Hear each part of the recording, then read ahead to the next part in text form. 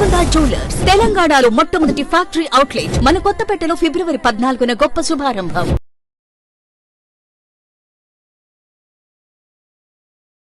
Hi hello welcome to our channel. ఈ రోజు మనతో పాటు ఉన్నారు జ్యోతిష్య వాస్తు పండితులు మాడుగుల శివప్రసాదరావు గురూజీ. నమస్కారం గురువు గారు.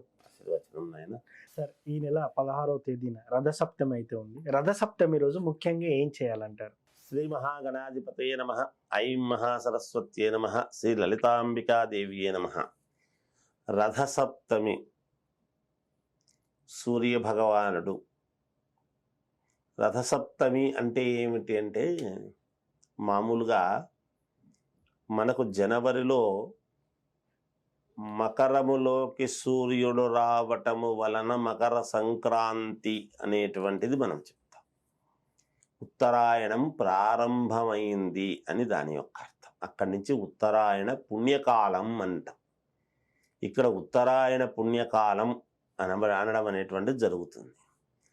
ఇక రథసప్తమి యొక్క ప్రాధాన్యత ఏమిటి అంటే, మామూలుగా సప్తాశ్వరథమారూఢం అనేటువంటిది చెప్పుకుంటాం.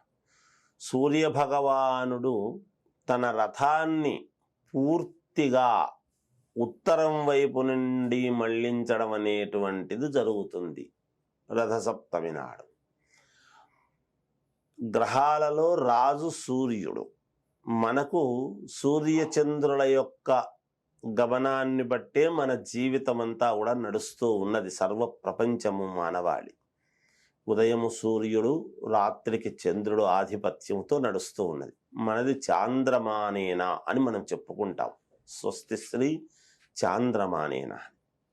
అయితే ఇక్కడ గ్రహాలకు సంబంధించినటువంటి సూర్య భగవానుడు ఎప్పుడైతే పూర్తిగా ఉత్తరం వైపు నుండి మళ్ళుతాడో, ఇక్కడి నుంచి ప్రయాణం సాగిస్తూ ఉంటాడో, రథసప్తమి రోజు ఆరోగ్యం భాస్కరాదిచ్చేత్. కేవలం ఆరోగ్యం భాస్కరాదిచ్చేత్ అంటే ఆరోగ్యానికి మాత్రమే సూర్య భగవానుడు ఇది అనడానికి లేదు. సూర్యుడు ఏమిస్తాడు? వెలుగునిస్తున్నాడు.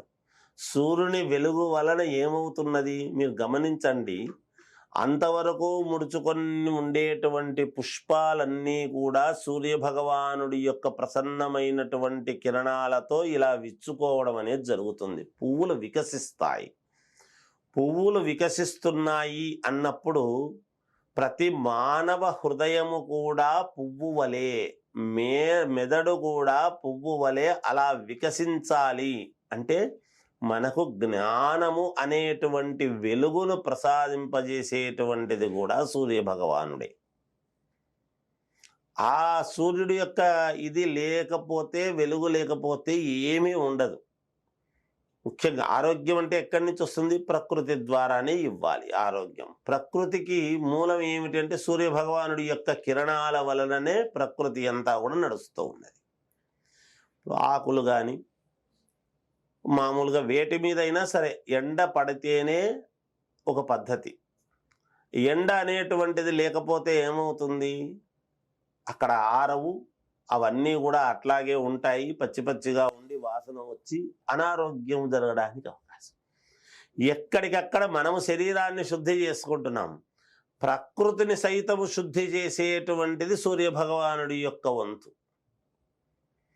అందుకని సూర్య భగవానుడి యొక్క కిరణాలు ఎప్పుడైతే ఒక జలములో కానీ, నదీ జలములో కానీ, ఇంకొక చోట కానీ, ఇంకొక చోట సముద్రములో కానీ పడ్డాయి అంటే అక్కడ ఉండేటువంటి మలిన పదార్థాలన్నీ కూడా ప్రక్షాళన కావడానికి అవకాశం ఎక్కువ. అందుకని ఆరోగ్యం ప్రకృతికి ముందు సూర్య భగవానుడు ఇస్తారు. ప్రకృతి ద్వారా మనం బాగుండడం జరుగుతూ ఉన్నది. ఇవన్నీ కూడా అట్లాంటి రథసప్తమి రోజు మన ఇంట్లోకి ఆ సూర్య భగవానుడి యొక్క వెలుగులు పరిపూర్ణముగా రావాలి అనే ఉద్దేశ్యముతోనూ, దానికన్నా ముందు మన రథసప్తమి రోజు మామూలుగా జిల్లడాకులు తల మీదను భుజాల మీద పెట్టుకొని 3 సార్లు పెట్టుకొని, ఏదైనా 9 సంఖ్య, 3 9 అని. ఎందుకు? మానవుడికి నవరంధ్రాలు, నవగ్రహాలు, నవధాన్యాలు ఇలా మనం చెప్పుకుంటూ పోతాం, నవనాడులు అని. అందుకని 3 సార్లు భుజముల మీద, శిరస్సు మీద పెట్టుకొని మనము జిల్లెడు ఆకులతో చేస్తాం. జిల్లడాకులతో ఏమిటి? ఎందుకు? గణపతికి ప్రాధాన్యత. గణపతికి ఎవరు? శ్రీ మహావిష్ణు స్వరూపమైనటువంటివి విష్ణువుకు మేనల్లుడు. అందుకనే శుక్లాం భరధరం విష్ణుం అంటున్నా. విష్ణుం అనేటువంటి పదం ఎందుకు వచ్చింది? విష్ణువుకు చాలా ప్రీతికరం గణపతి అంటే. గణపతికి కూడా శ్రీ మహావిష్ణువు అంటే పరమ సంతోషదాయకమైనటువంటి.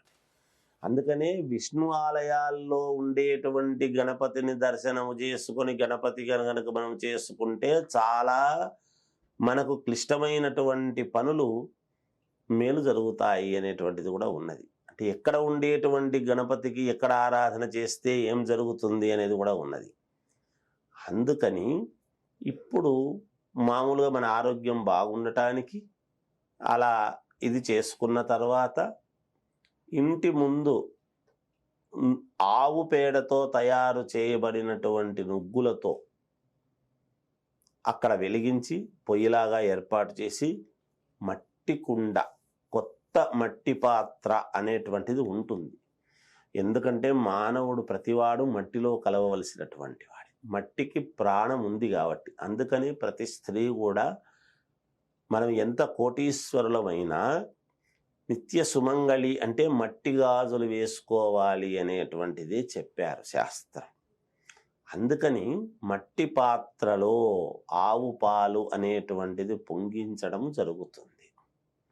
ఆ ఆవు పాలు వేసి పొంగులు వచ్చేంత వరకు ఉండి పొంగినప్పుడు 3 పిరికెళ్ళు కానీ 5 పిరికెళ్ళు కానీ మన అనుకూలము కొద్దీ బియ్యము బెల్లము అన్నీ వేసి పొంగలి అని నివేదన చేసి దాన్ని దించి రథము ముగ్గు అక్కడే వేసి రథము ముగ్గు దగ్గర పెట్టి సప్తాశ్వరధవారుడు సూర్య భగవానుని మనము ఒక దేవతను ఆవాహన చేస్తున్నాము అంటే ఒక కలశము లాగా పెట్టి కలశములోకి ఆగచ్చ ఇక్కడికి రండి కూర్చోండి అనేటువంటిది చెప్తున్నాం. ఆ కలశములోకి ఆవాహన చేస్తాం దేవతలను.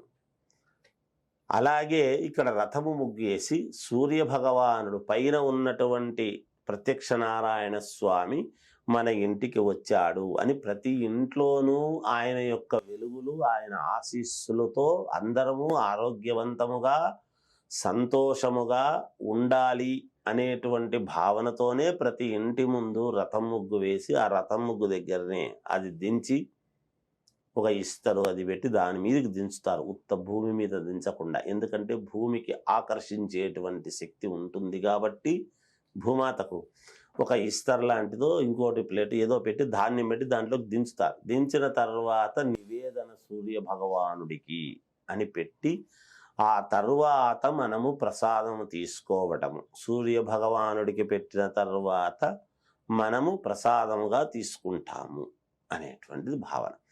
ఇలా పాటిస్తూ ఉంటాము రథసప్తమి రోజు ప్రతి వాళ్ళము కూడా. ఈ క్రమంలో చదవాల్సిన మంత్రం ఏమైనా ఉందా రథసప్తమి రోజు? మామూలుగా మనం మామూలుగా ఉదయం లేవంగానే ప్రతి మనిషి కూడా అవలీలగా చెప్పుకోవలసినటువంటిది. నిజానికి బీజాక్షరాలు మనం ఎప్పుడూ కూడా బయటికి చెప్పరాదు. మౌనం మంత్రార్థ చింతనం అన్నాడు. పూర్వము మహారుషులు అందరూ కూడా లోపల నాలుక కూడా కదలకుండా మననము చేసేటువంటిదే మంత్రము, మంత్రానుష్ఠానము, మంత్రసిద్ధి అనేటువంటిది పేరు. మనము బయటికి బాహాటంగా ఎప్పుడైతే మైకుల్లో పెట్టి చెప్పి మనము అంటే వీడు చెప్పకపోతే మౌనముగా కూర్చొని ఉంటే వీడు పండితుడు కాదేమో ఏమీ రాదేమో అని అనుకుంటారని మనకొచ్చిన బీజాక్షరాలన్నీ బయటికి చెప్పి ఆ బీజాక్షరాల యొక్క పవర్ను కానీ దానికి ఉండేటువంటి విలువను కానీ మనం పోగొట్టడానికి మనకు అర్హత లేదు. అయితే మరి మిగతా వాళ్ళందరూ చదువుకోవటం ఎలా అన్నప్పుడు సరళమైనటువంటివి ఉంటాయి బయట చెప్పుకునేటువంటివి. రెగ్యులర్గా అందరికీ తెలిసినదే. ఆదిదేవ నమస్తుభ్యం ప్రసీద మమ భాస్కర దివాకర నమస్తుభ్యం ప్రభాకర నమోస్తుతే. ఇవి మాకు నోరు తిరగదు అంటే సూర్యదేవత అనుగ్రహ ప్రసాద సిద్ధిరస్తు ఒకటే లైన్ భాస్కరాయ నమః అనుకున్నా చాలు.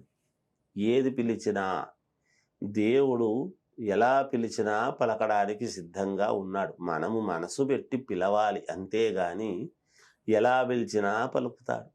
థ్యాంక్ యూ గురువు గారు. రథసప్తమి రోజు ఎలా చేయాలి, ఏంటి చేయాలని చాలా చక్కగా చెప్పారు. Thank you.